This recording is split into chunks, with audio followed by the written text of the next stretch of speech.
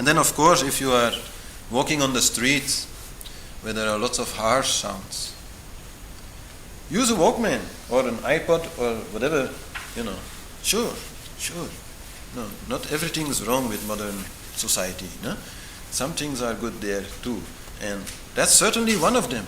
The opportunity to walk anywhere with really nice music in your ears, use it. Especially if you are feeling a little bit down or you're feeling a little bit worried or whatever, then use these things. There's no harm. And the effect is so powerful.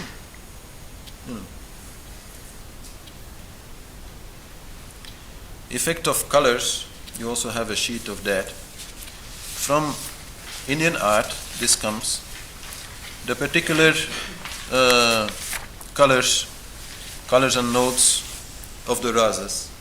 Now notes may be a little bit more difficult to use yourself, except if you're a musician, then you probably find this quite interesting information. But understanding, gray and black are related to sadness and fear, dark blue to disgust, red to anger. So sometimes I walk on the street and I'm thinking, what are they thinking? They're all walking around in gray, black and blue. That's just like fashion for the past, 20, 30 years? It's crazy. The effect people have on each other this way is crazy. And then you look around at the cities themselves, and okay, some parts may have a little bit nice nature or something, but many parts are also so dark and gray. So that effect is there, and okay, you can't avoid it. Sometime, you just have to be there. But you can avoid looking at it. And I suggest that. I suggest you search for that little flower growing in the concrete. You can always see something. Nature's always trying to somehow get back, So if you walk in this city, keep an eye open for these things, and don't look at all the ugly things. There's no need for it. And the effect is there. Just like the sugar will affect you, or the sound of music will affect you, those colors will also affect you. And you will maybe start quite joyfully walking, and after some time feeling, maybe looked at a few faces also which aren't very inspiring, and suddenly, you're feeling, where is this coming from? Well, I'm telling you, it's coming from those colors and those sounds and those bad sensory inputs you got. So be selective. And keep your eyes down if necessary. And just, look at the nice things. Especially if you're feeling a little bit sensitive. If you're not, then you can say, I'll stay in a good mood even though I'm looking at all this shit. But no need. No need. You can be selective, and definitely in your own house, in your own environment, you can be selective. You can be selective in the colors that you use. It's like when I used to be a lot younger, I thought it was very cool to have a very disorganized house. Lots of dirt lying around. That seemed like, really cool. But it isn't. It isn't. It affects your mind. To keep your place simple, it doesn't have to be special, but simple, clean, and with a little nice color effects. Really good. To have a little nice smell. It's really good. Smell is another one. A bad smell is something very difficult to avoid. And, here we don't have that so much anymore. We have relatively good sewage treatment and waste, removal. In India, if you travel around there, then, you can exercise that part of your resistance, because there's many bad smells in the cities and stuff. But still, to work through the smell, a little incense, a little perfume, preferably natural and all that, but nothing wrong if you want to keep your mood a little bit good. Nothing wrong.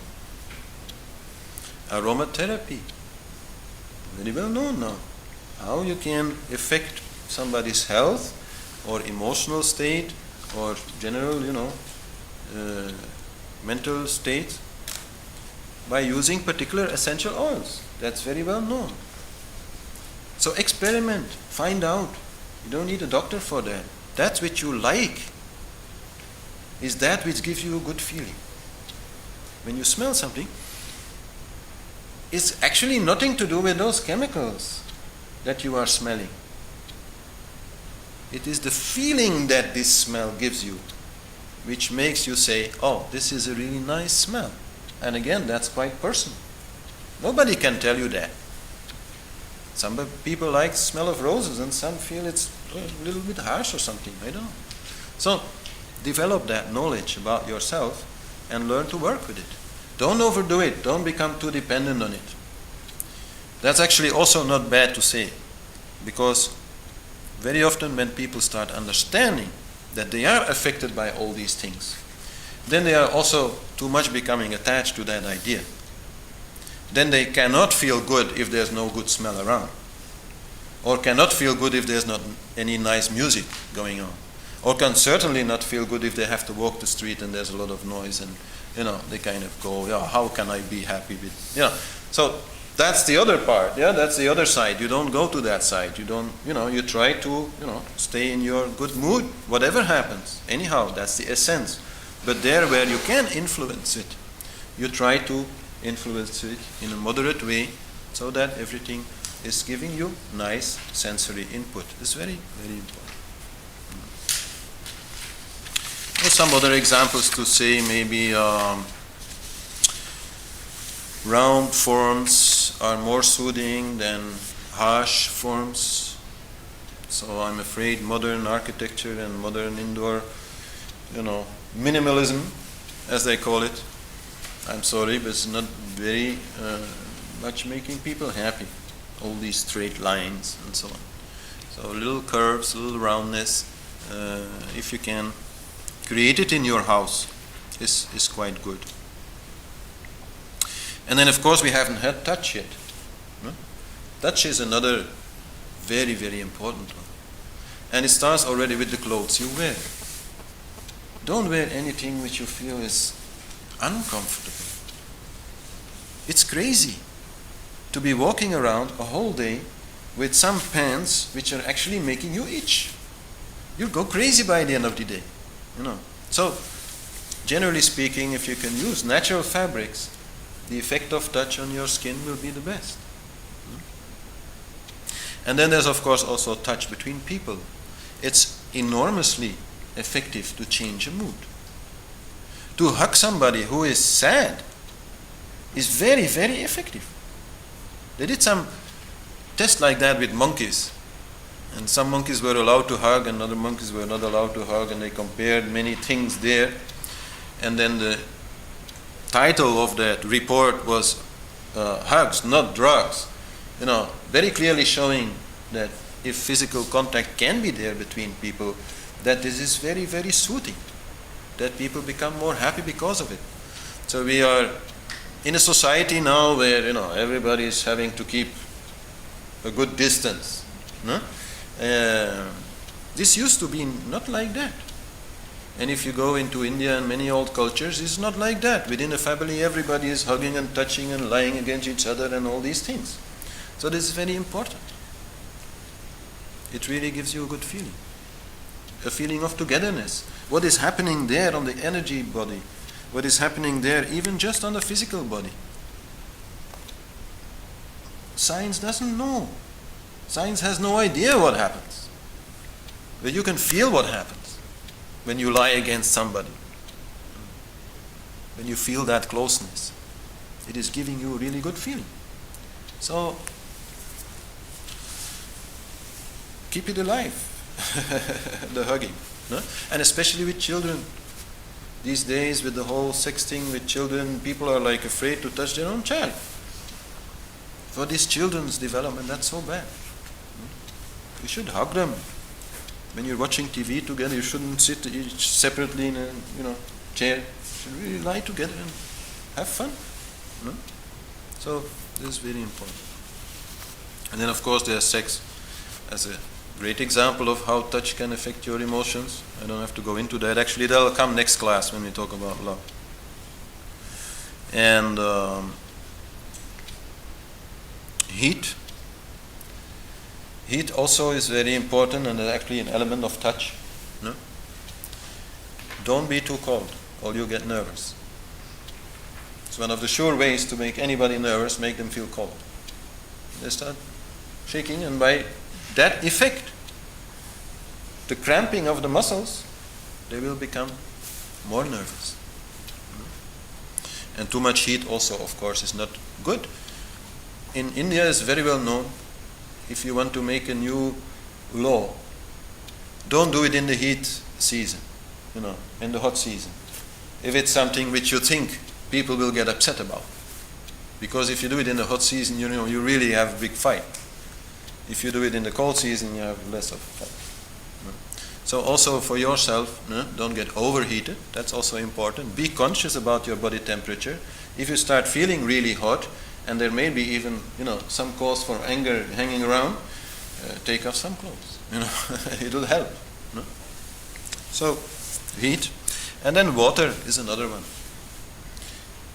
Taking a shower every morning is very important. It will clean away the bad smells. No? So you don't have to walk around in those bad smells all day. That's the first thing. But the second thing is that the effect of water on your body is very calming. Actually, a lot of pranic energy, surplus stress, you could say, is taken away by that water.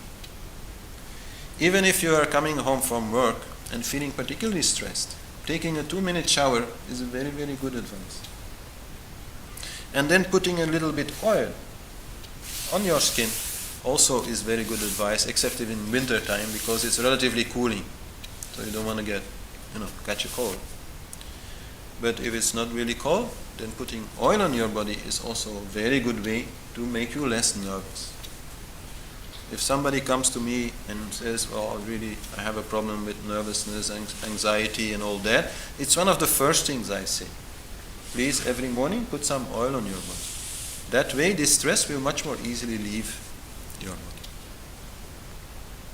But so when it comes to showering, there's a whole culture out there, not only in India, but also in many other cultures, of working with water, of rinsing yourself with lukewarm water and cold water, and there's a whole culture out there, like there is on smells, like there is on music, like there is on so many things. So these things are all very effective.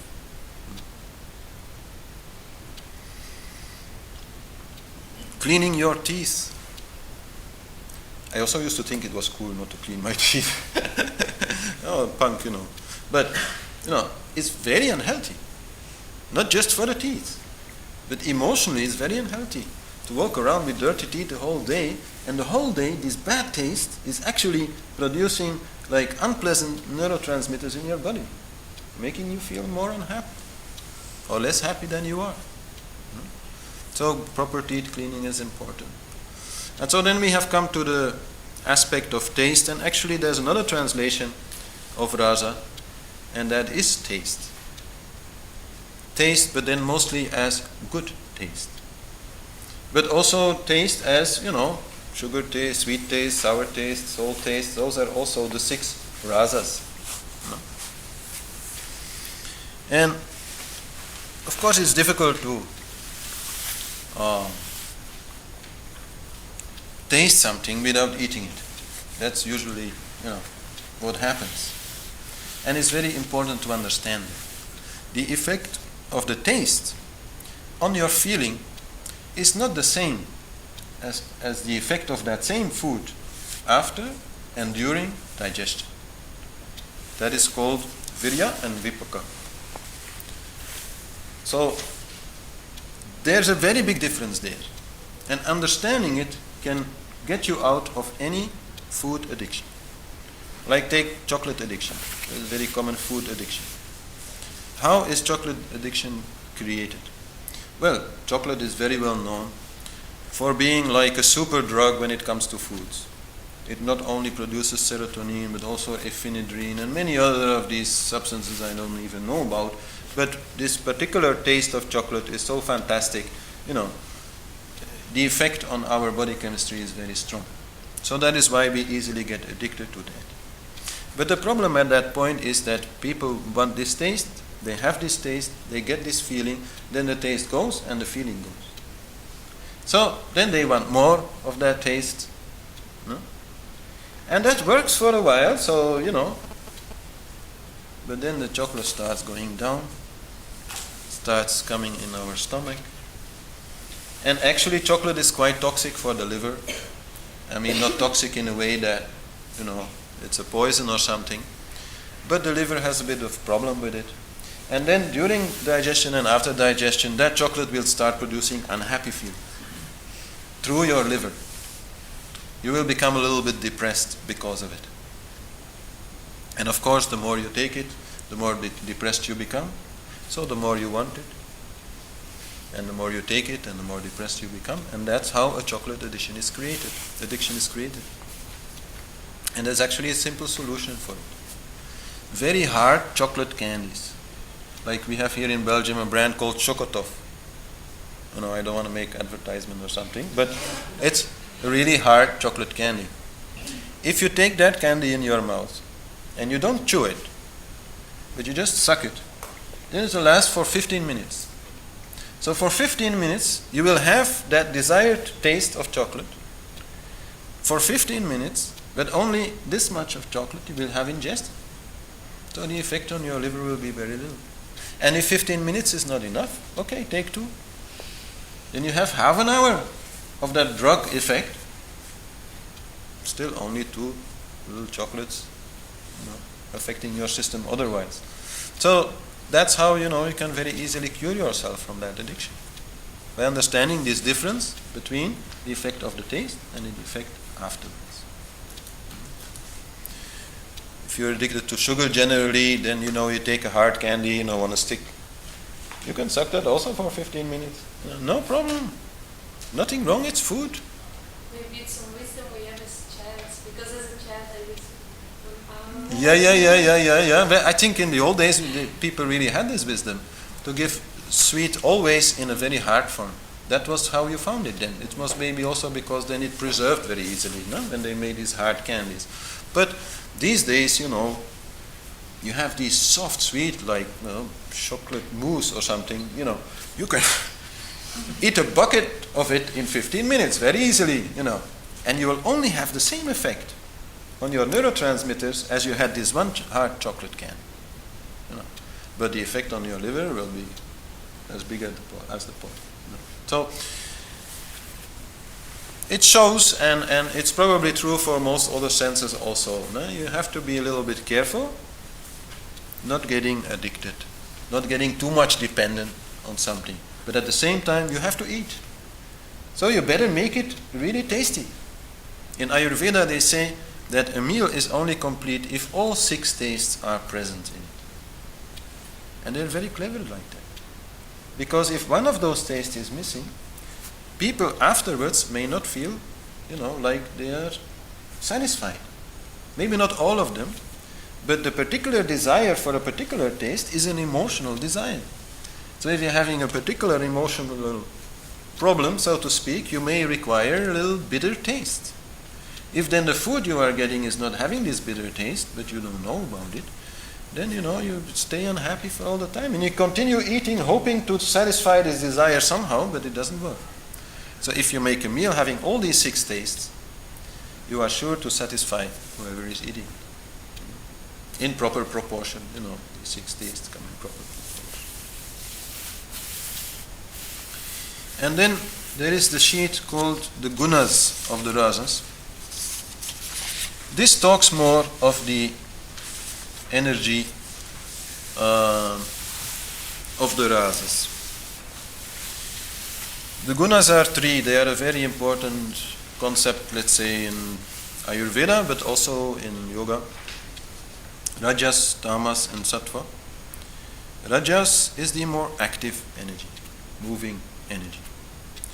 So, Shringara Hasya, I'll say it in English, love and joy, wonder, anger and sadness, they are all these more active ones. So, to understand that is important. If you are feeling tired, which means you are more tamasic, then you will not really be able to love so much. So if your husband comes home from work and he is clearly tired, then please don't expect him to be romantic, because to be romantic you need some energy, you know. So this is important to understand. And then courage, fear, and disgust all are more a lazy kind of energy. And you may be like doubting a little bit, why is courage there? I mean, from fear and disgust we can understand. But a person who is really courageous, you know, is a person who is confident, which means he is sitting. He is not running around. It's very important to understand. If you are working on your own self-confidence, stop running around. Stop thinking there's some kind of problem. Everything is okay. Have confidence. Get up when you need to, sure. Don't get up too quick. Get up just in the right speed. Nothing too quick. This is very important when you are developing your own courage. And well, you know, I have learned so much about that just regarding my speed of movement. Like when you walk around the house and you have a lot to do, you tend to run, right? You tend to run this and that, and you're thinking also all the time this, that, and so on. No. You can get just as much done. Probably you can get a lot more done by just slowing down your speed a little bit. Just being a little bit more calm about it. And just go for it. And your endurance will be much better. You will be able to do it much longer. And also here in your mind, you will lose less energy. Anyway, we'll talk more about courage later.